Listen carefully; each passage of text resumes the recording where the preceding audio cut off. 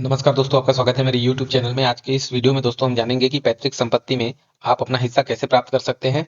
इसको जानने के अलावा दोस्तों इस वीडियो में हम हिंदू उत्तराधिकार अधिनियम 1956 से संबंधित कुछ ऐसे रूल्स और रेगुलेशंस को जानेंगे जो पैतृक संपत्ति में हिस्सा प्राप्त करने और उस पैतृक संपत्ति में हिस्से को अलग करने की स्थिति के बारे में वर्णन करता है।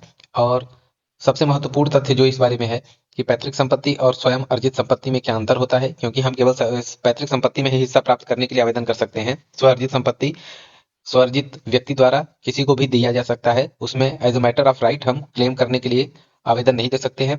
और इसके अलावा एक और महत्वपूर्ण चीज 2005 में संशोधन करके बेटियों को भी बेटे के जैसा सामुदायिक संपत्ति में एक समान अधिकार प्राप्त करने के लिए कानून बनाया गया है। इस अमेंडमेंट के बारे में भी जानेंगे और आखिरी में हम उन प्रक्रिया के बारे में उल्लेख करेंगे जिससे आप संपत्ति में हिस्सा प्राप्त करने के लिए जिन मेथड्स का यूज कर सकते हैं उसको भी हम डिटेल में बताएंगे। तो दोस्तों, पैतृक संपत्ति में हिस्सा प्राप्त करना हर परिवार के सदस्य का कानूनी अधिकार है।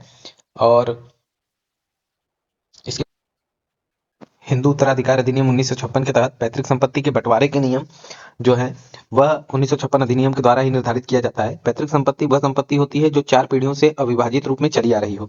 इस तरीके से पैतृक संपत्ति को परिभाषित करना है तो हम यह जान लें कि वो 4 पीढ़ियों से अविभाजित रूप में चली आ रही हो। दोस्तों, इसके अलावा इस संपत्ति में परिवार के सभी सदस्य जन्म से ही सहायक बन जाते हैं, अर्थात वे जन्म प्राप्त करने के बाद से ही संपत्ति में सहस्वामी माने जाते हैं, उनका हिस्सा बन जाता है।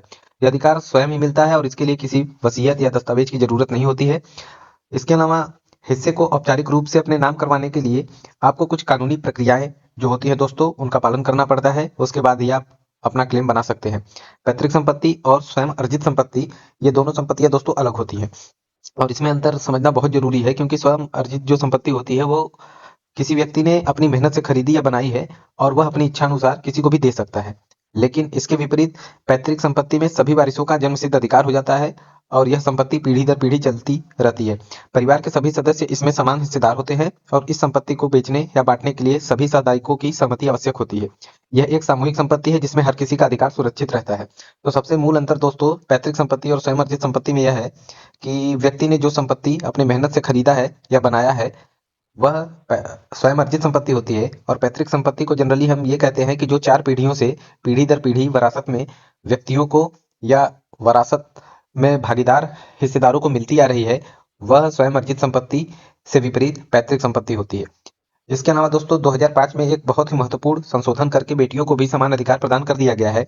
और यदि हम देखें तो हिंदू उत्तराधिकार अधिनियम में यह परिवर्तन 2005 में किया गया है और इसमें बेटी को पैतृक संपत्ति में बेटों के बराबर अधिकार दिए गए हैं। इसमें पहले केवल बेटों को ही पैतृक संपत्ति में अधिकार मिलता था, लेकिन अब बेटी भी जन्म से सहायक बन जाती है।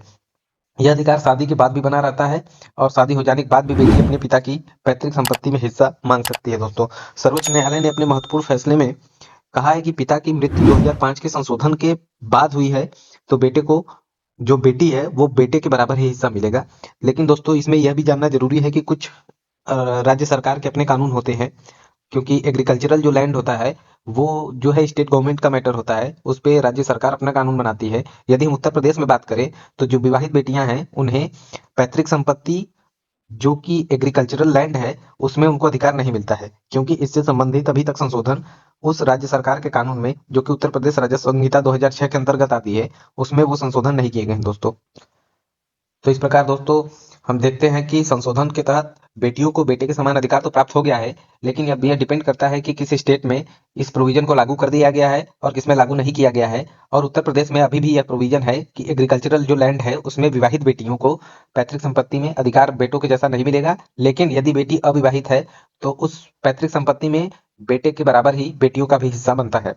तो इस वीडियो में सबसे महत्वपूर्ण जो टॉपिक है दोस्तों कि संपत्ति में हम पैतृक संपत्ति में अपने हिस्से को किस प्रकार से प्राप्त कर सकते हैं, उसकी प्रक्रिया क्या है, उसको देखते हैं। कि पैतृक संपत्ति में अपना हिस्सा प्राप्त करने के लिए सबसे पहले जानना यह जरूरी है कि संपत्ति वास्तव में पैतृक है या स्वयं अर्जित है। पैतृक संपत्ति और स्वयं अर्जित संपत्ति में आपको हमने अंतर पहले ही बता दिया है।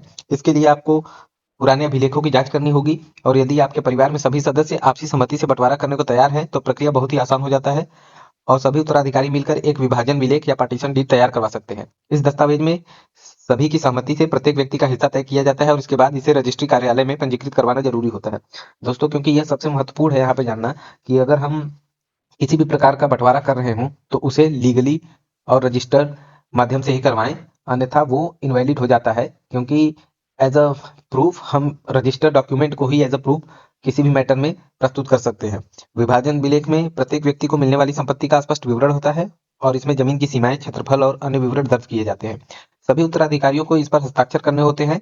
इसमें गवाह की भी आवश्यकता होती है, 2 गवाह लगते हैं जनरली, और इसे उप पंजीयक कार्यालय में पंजीकृत करवाया जाता है दोस्तों। तो पंजीकरण जो शुल्क रहता है वो भी डिपेंड करता है, हर स्टेट में और हर तहसील में अलग अलग हो सकता है।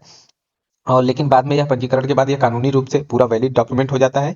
और इस तरीके से हम जो भी पार्टीशन करते हैं, जो भी बंटवारा करते हैं अपनी पैतृक संपत्ति का, वह बहुत ही आसानी से हो जाता है और इसमें पैसा और समय दोनों की बचत हो जाती है।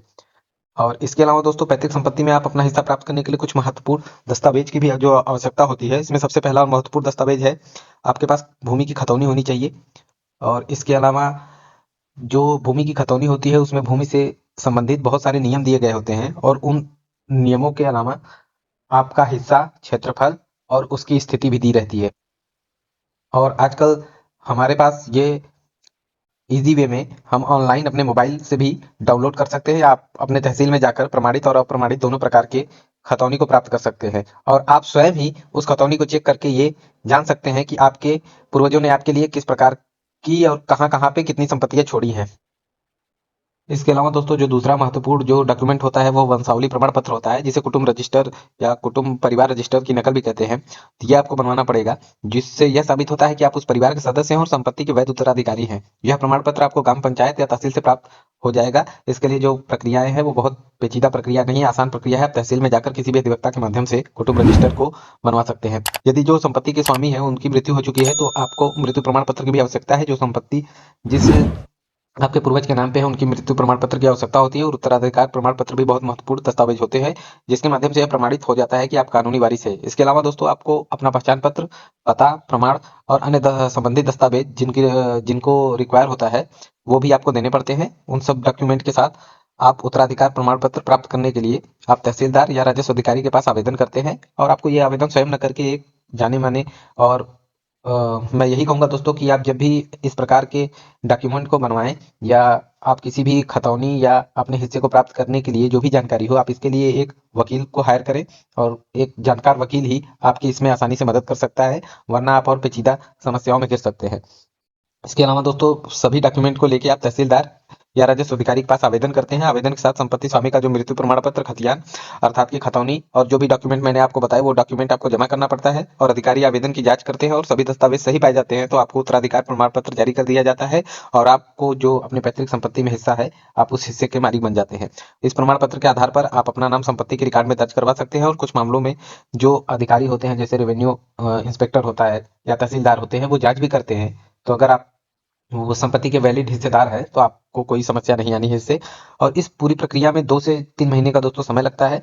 और इस तरीके से जब उत्तराधिकार के माध्यम से आपका नाम उस डॉक्यूमेंट पे दर्ज हो जाता है तो आप अपना हिस्सा प्राप्त करने के लिए धारा 116 उत्तर प्रदेश राजस्व संहिता यूपीआरसी के तहत आप बंटवारे का एक आवेदन देंगे और फिर आपके हिस्से को जो भी विहित प्रक्रिया है उसके अनुसार बांट दिया जाता है और आपके हिस्से को अलग कर दिया जाता है।